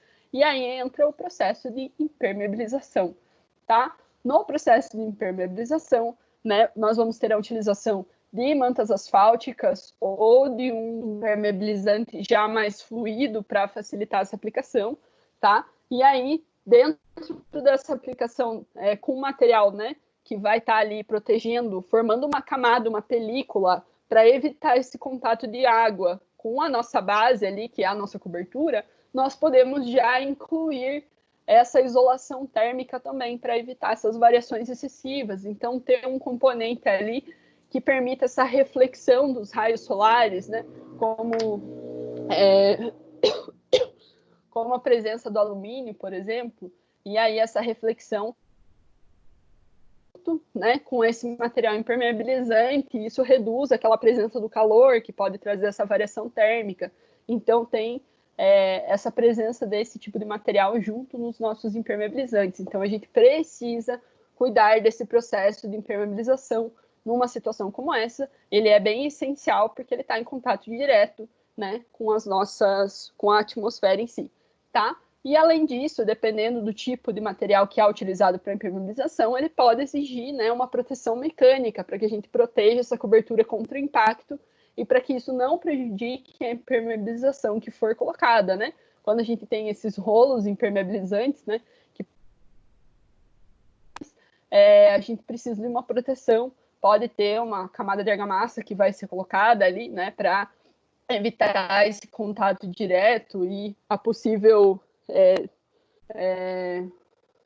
uma ação que pode acabar prejudicando essa impermeabilização. Então, pode ter esse tipo de proteção sendo feita também ou não, depende da situação aonde for colocado. Tá? Quando a gente tem um material impermeabilizante mais fluido, né, essa proteção contra o impacto aí não vai ser tão essencial, tá? A gente tem uma camada ali, né, que vai causar essa proteção aí contra esse contato com a água e já vai nos auxiliar nesse processo, tá? Além disso, a gente vai ter a necessidade desses materiais de drenagem. Então, vamos ter as calhas, que elas podem estar aqui presentes também.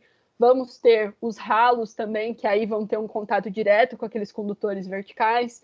E aí, quando a gente tem esses sistemas de águas pluviais sendo instalados, tem que cuidar com a sua instalação, para que a gente evite que aquele local seja um local onde a gente vai ter empoçamento, vai ter infiltração, vai ter problema, né, que que essa água vai atingir os nossos revestimentos inferiores. Então, a instalação correta desses sistemas vai ser muito necessária, esse processo de atenção, quando a gente está instalando esses sistemas de águas pluviais para realizar essa drenagem, tá? Um exemplo que eu trouxe aqui são os ralos, né? A instalação dos ralos. Então, cuidar com esse processo de impermeabilização ali desse tipo de equipamento, desse tipo de material. E aí, a gente conversa um pouquinho sobre as coberturas com telhado. Então, nas coberturas com telhado, a gente vai ter uma estruturação metálica ou uma estruturação de madeira, né, que é o mais comum que a gente conhece aí. E nessa estrutura nós vamos apoiar as telhas. As telhas podem ser de vários materiais, a gente vai conversar sobre algumas delas aqui. E aí, nós vamos ter nos nossos telhados um painel inclinado ou vários painéis inclinados. O painel inclinado é o que a gente chama de água, né? E aí, essa inclinação, ela vai ser regida pela altura, né, do nosso telhado, desse painel em si, e pela sua largura, o comprimento dessa água. E aí, a gente vai ter inclinação desse telhado, tá? E aí, nós podemos ter, né, várias águas aí que podem acabar se misturando, se conectando, dependendo de como que o telhado está sendo feito. E aí, aqui, alguns elementos que compõem a cobertura com utilização do telhado. Então, a vedação de alvenaria, que vai nas laterais das águas, quando a gente não quer utilizar outra água ali para fazer essa conexão, é o chamado oitão, né? Então, essa pequena vedação ali de alvenaria que vai fechar esses espaços das nossas coberturas com telhado. Além disso, as platibandas, né, que vêm sendo utilizadas cada vez mais aí nas residências, já era utilizada de forma, né, nos edifícios, né, comuns aí, as platibandas vão ser elevações acima da cobertura, então acima do nível da cobertura, né? Tem cobertura aqui, eu vou elevar com alvenaria também ou com concreto, tá? Para proteger essa cobertura e também para trazer esse aspecto visual diferenciado, então escondendo a cobertura um pouco, né? E aí as platibandas vão estar compondo, né, parte da edificação, parte dessa cobertura também. E ainda temos o famoso beiral, né, que vai ser essa projeção lateral aí da nossa cobertura, além da edificação, para proteger as paredes, né, de vedação, para proteger as nossas aberturas, para conseguir fazer esse direcionamento das águas pluviais até que chegue na calha e tudo mais. Então, é um tipo de elemento ali da cobertura que é bem importante quando a gente está falando dessas coberturas com telhado.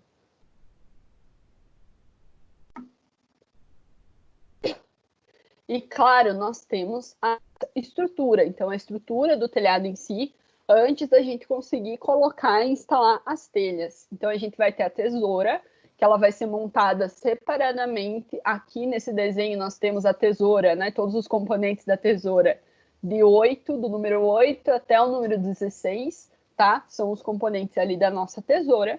E aí, elas vão ser instaladas, posicionadas, e nós temos os outros, né, materiais que vêm na sequência. Então, nós vamos ter os caibros, aqui 2, né? Caibro, tá? Vamos ter aqui as terças, o 4, aqui, terças, tá? As cumeiras, então aqui, ó, uma cumeira, o 3 aqui, e as ripas, que estão aqui no 1, e aí é em cima das ripas que vão entrar o encaixe das telhas para que a gente tenha cobertura com telhado completo, tá? Completinho ali, né? E aí, além dessa cobertura inclinada, a gente vai ter, então, o nosso sistema de drenagem. E o que vai compor o sistema de drenagem, um dos sistemas, né, mais que a gente utiliza aí, que é o primeiro contato, são as calhas. Então, dessa inclinação do telhado, né, por essa inclinação facilitar esse processo de escoamento, vai chegar nas nossas calhas. E aí as calhas podem ser de várias seções, dependendo da vazão ali, né, que a gente vai estar suprindo dentro das edificações. Vai ser de vários tamanhos, vai ser de vários materiais, pode ser metálica, pode ser de fibrocimento, pode ser de PVC. E aí a gente vai fazer essa instalação, né, no local adequado para fazer essa captação. Quando a gente tem a platibanda, por exemplo, a calha ela vai ficar escondida, ela vai ficar para dentro da platibanda, ela vai, esse processo aí vai ser escondido, esse processo de drenagem, e a gente garante que as águas pluviais não vão empoçar nesse contato, né? A gente vai ter um elemento de drenagem ali para conseguir fazer essa captação, tá? E quando a gente tem o encontro de águas, né, do nosso telhado, também a gente prevê um elemento de drenagem ali para que a gente não tenha um empoçamento e uma infiltração naquele local. Então, cuidado com esse processo, né, de montagem do telhado para pensar no sistema de drenagem, para evitar que a gente tenha uma situação ali, né, problemas no futuro, tá? Opa! E aí nós vamos falar dos tipos de telhas. Prometo que tá acabando, gente, tá?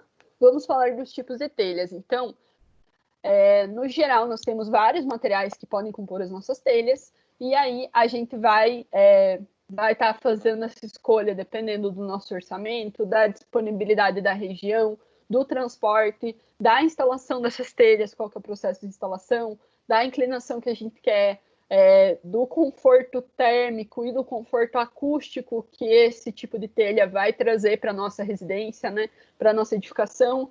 E aí a gente vai fazer essas escolhas. No geral, todas as telhas, todos esses materiais, né, que compõem as telhas, eles precisam ter características específicas que são meio similares. Então, serem impermeáveis, serem resistentes, serem leves, serem duráveis e proporcionar certo isolamento térmico e acústico também. As primeiras telhas que vêm na nossa cabeça quando a gente fala desse sistema são as telhas cerâmicas, né, que são as telhas aí que a gente tem com maior facilidade, né? Então, nós temos esse material em abrangência dentro do mercado, né? Indústrias que produzem esse tipo de material. Temos diversos modelos, diversas inclinações. Eu trouxe algumas das comerciais aqui que são mais comuns para a gente visualizar as inclinações e a área, o tamanho dessas telhas, né? O que acontece com as telhas cerâmicas? Qual que é o seu revés ali, né? O seu ponto negativo? São telhas que têm uma maior absorção de água. Então, por ser um material cerâmico, ele vai ter uma absorção ali maior do que uma telha plástica, por exemplo, ou uma telha metálica, né, que não vai ter esse processo de absorção. A gente sabe que os materiais cerâmicos têm uma absorção, uma porosidade envolvida nele, e as telhas cerâmicas vão estar incluídas nisso. Aí nós temos as telhas, né, metálicas, então as de aço, que são zincadas ou galvanizadas, ou seja, tem um processo de tratamento na sua superfície para aumentar a sua durabilidade frente à corrosão, porque é um material que vai estar exposto. Então, entra esse tratamento superficial ali, né, com essa galvanização superficial, para que a gente tenha um material de sacrifício ali, né, uma barreira de sacrifício, e ele se corroa antes de chegar no material principal, tá? Essas telhas aqui metálicas, né, de aço, a gente tem que elas são leves, super leves, né, em comparação com as cerâmicas. Elas são, sim, de fácil instalação, elas têm uma dimensão maior e tudo mais. O que elas trazem de problema? Elas trazem incômodo, né, acústico. Então, elas têm incômodo pelo barulho em excesso ali que a gente tem nessa cobertura, que é bem perceptível, né? E também a sua proteção térmica não é tão interessante, né, quanto as outras. A gente não tem uma proteção térmica, não vai manter aquele calor e tudo mais. Ela não vai auxiliar nesse processo como as outras, tá? Além das telhas metálicas, nós temos as pré-moldadas, tá? Que aí podem ser de vários materiais, então é um material, uma telha, né, moldada em fábrica e tudo mais, que pode ter um acabamento com pintura, que pode ser produzida para diversas situações ali específicas. Então, nós temos as telhas de concreto, temos as telhas de vidro, as telhas plásticas, de policarbonato, então esses materiais poliméricos, e aí a gente tem a produção de diferentes telhas para utilização em cobertura. E uma das telhas que eu quis trazer para vocês também, que é diferenciada e que está sendo utilizada, são as telhas sanduíche ou as termoacústicas, tá? Que aí é uma junção dessas telhas metálicas, né? São camadas de alumínio duplas, tá? Então é uma telha metálica que teria as características ali da telha de aço, tá? Mas, né, no meio, o seu preenchimento ali vai ser com material polimérico, pode ser com EPS, por exemplo, né, com o nosso isopor, por exemplo, e aí, né, nesse local, né, depois que a gente tem esse preenchimento com material polimérico, a gente vai ter, então, um isolamento, então vai ter um bom desempenho, tanto térmico quanto acústico. Também são telhas que vão ser leves, né, o material polimérico é leve, a telha metálica é leve, vai ser de fácil instalação e também possibilita esse acabamento em pintura aí que fica interessante visualmente, né? Essas telhas já vêm sendo utilizadas e um dos meus alunos hoje de manhã deu um depoimento que ele falou que o conforto térmico dela é muito interessante e o conforto acústico também. Então, realmente é uma telha bem legal, né, de estar utilizando nesse meio comercial. Tá? Além disso, pessoal, quando a gente fala de cobertura com telhado, a gente precisa prever o peso dos elementos, então não é só para cobertura sem telhado que a gente precisa pensar no peso, e também precisa pensar nos componentes que vão estar presentes ali naquela região. Então, se a gente vai ter os reservatórios de água, se eu vou ter a presença de tubulações, né, que vão ter uma passagem de fluxo maior, que vão causar um certo peso, então pensar nessa estrutura. Se a gente tiver, por exemplo, uma edificação, vai ter a presença de uma casa de máquinas de elevador, então pensar nessas estruturas que vão estar presentes na cobertura, se ela vai estar sendo utilizada de maneira recreativa, então entender esse tipo de processo, e isso tem que entrar, claro, nas contas estruturais também, tá? E o importante com as coberturas também, que a gente consiga ter um acesso, tá? Para que sejam realizadas eventuais manutenções, trocas de elementos da cobertura, né, para que a gente consiga fazer esse tipo de situação. E aí nós temos o nosso corpo de bombeiros aí trazendo alguns dispositivos de segurança que podem ser utilizados, como os alçapões, com utilização de escadas retráteis, para que a gente não tenha que subir por fora da casa e acabe criando uma situação super insegura, que pode dar um problema muito grande, né, que a gente sabe que acontece bastante por aí. E também, quando a gente fala de edificações, por exemplo, se eu não tiver um acesso interno, utilizar uma escada do tipo marinheiro, como essa aqui, para que a gente tenha um acesso à cobertura de alguma forma, né, quando for necessário, tá? E também, pessoal, quando a gente está falando de cobertura, principalmente dessas coberturas com telhado, se atentar ao processo de execução e de fixação dos elementos, tá? Essa junção, né, entre as telhas cerâmicas, atentar para essa estruturação do telhado, para que a gente tenha uma fixação aí completa e evite situações de arrancamento, quando nós temos ação do vento, né, que podem acabar prejudicando aí a nossa cobertura, né, e fazendo a necessidade de uma manutenção muito rápida. Então, se atentar nesses processos finais aí com a nossa cobertura também, tá?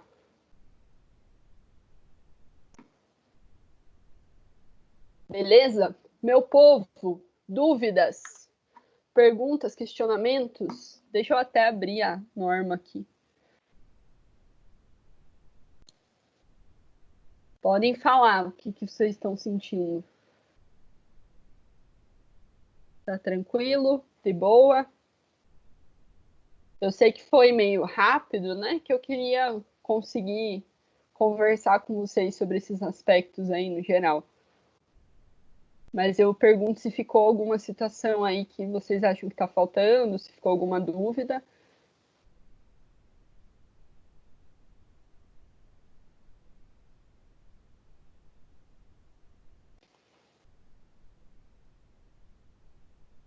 Não, tá tranquilo?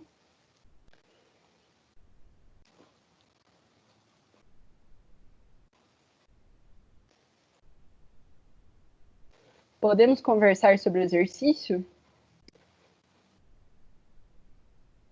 Aqui, ó, área de contribuição dos telhados.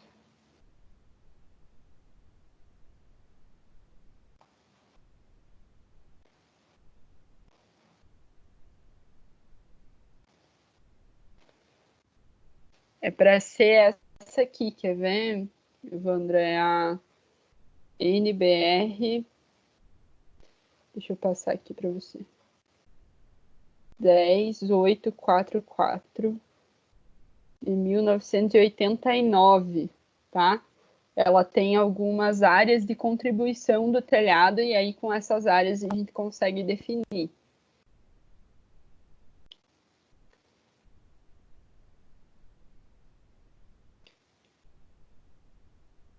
Quais que são as áreas de contribuição para conseguir chegar ali, né, ao dimensionamento da calha, o que vai chegar de vazão e tudo mais. Tá? É uma norma antiga, então ela é fácil de ser encontrada na internet. Você consegue encontrar e olhar todos os desenhos, né? Eu tenho alguns ali em slide, mas lá você consegue ver todos. E aí você adequa o teu telhado, a tua cobertura. É bem essa aí, de 1989. Essa última versão. Então, meu povo, nós vamos falar sobre atividades, tá? Para fechar. Então, a gente conversou hoje sobre a sessão 4.1 e 4.2, instalações prediais e sobre a parte de cobertura. Então, o que eu vou querer de vocês é um trabalho, né, de 300 pontos. Então, ele vai valer 300 pontos, assim como os anteriores, tá? E aí a gente vai conversar sobre alguns aspectos dessas instalações e sobre cobertura.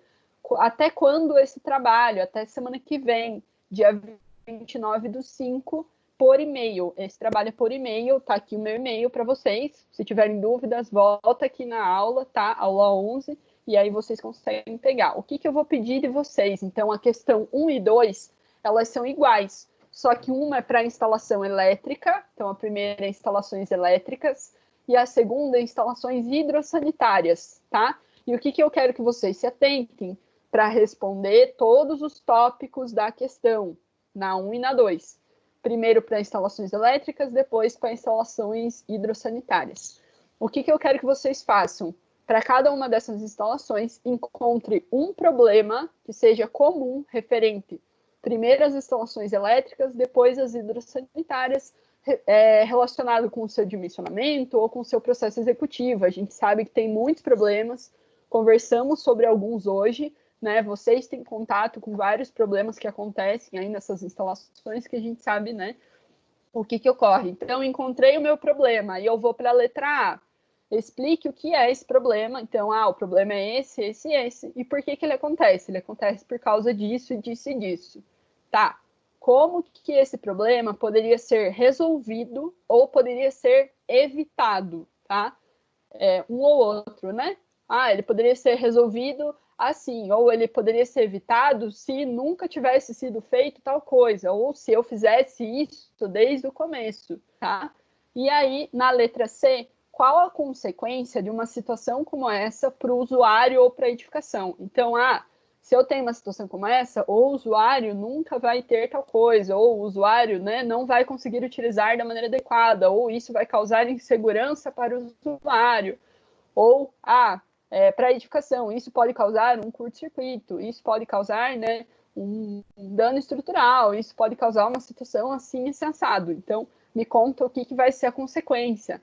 Não quero texto pronto. Se não tiver respondido os 3 tópicos, né, para cada questão, não tem pontuação completa. Então, cuidem com essa pontuação, né, com esses tópicos, tá? Vocês podem, claro, pesquisar, ir atrás, mas reescrevam, respondam os tópicos, frases simples, respondendo, tranquilo, não precisa de textão em excesso. Então, a primeira questão, instalações elétricas, a segunda, um problema para instalações hidrossanitárias. Nas hidrossanitárias, pode ser qualquer coisa, água fria, água quente, esgoto, águas pluviais, o que vocês encontrarem e quiserem abordar, tá? 1 e 2.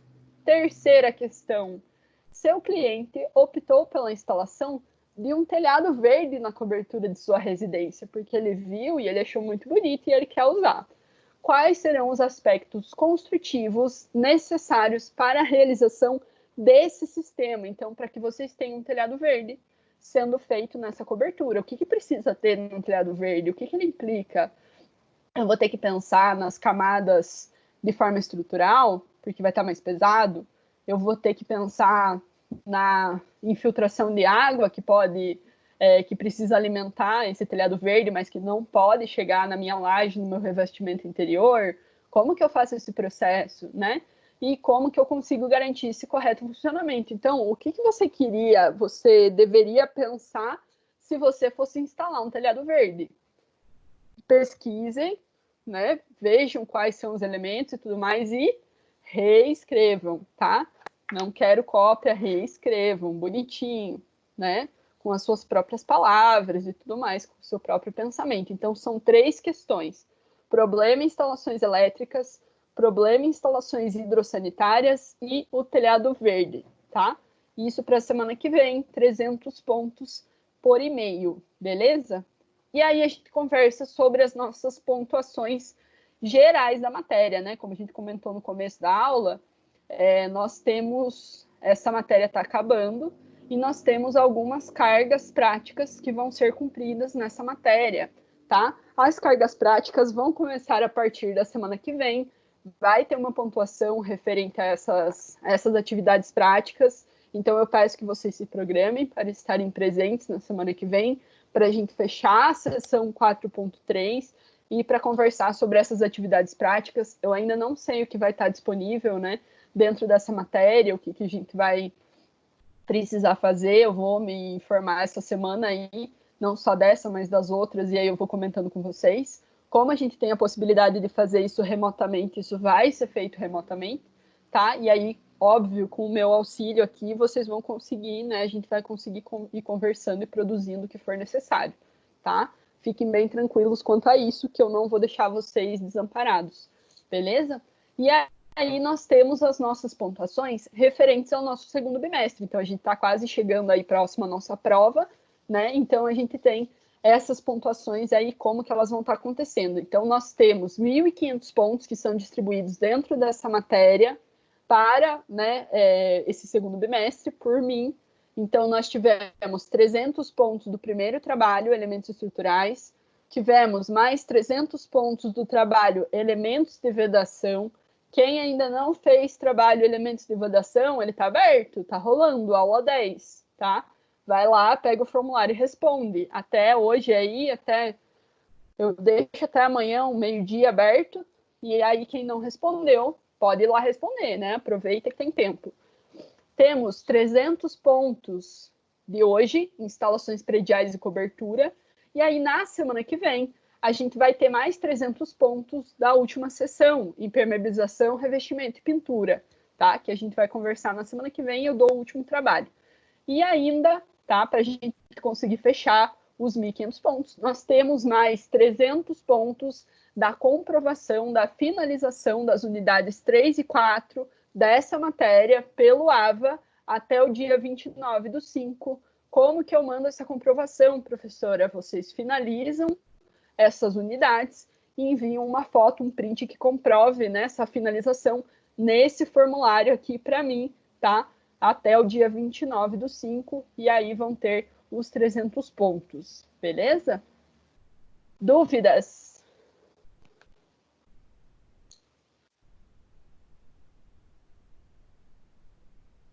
Acho que faltou só falar da prova, né? Prova. A nossa prova, essa matéria, ela é blended. Então, provavelmente ela vai rolar no dia 5, por aí. Na semana do dia 4 ao dia 10, né? Eu vou pôr aqui o dia 5, mas deve ter um calendário específico para isso, tá? E aí é uma matéria blended, né? Então a prova não é minha, é uma prova que vem pronta lá da companhia, tá? Referente a essa matéria aqui. E aí, o que eles estão se preparando? Se a gente não conseguir voltar para o presencial, provavelmente essa prova vai ser online, similar ao sistema que foi feito para a avaliação oficial 1, tá? Eles estão se preparando para isso também. Beleza, meu povo? O que eu tinha para passar para vocês era isso. Eu queria saber se ficou alguma dúvida, se está tudo tranquilo. Se vocês tiverem dúvidas ao longo da semana, também podem me enviar, né? A gente vai conversando, de preferência mandem para mim no grupo, que eu consigo responder um pouco mais rápido, tá? Do que no privado. Vou finalizar a gravação.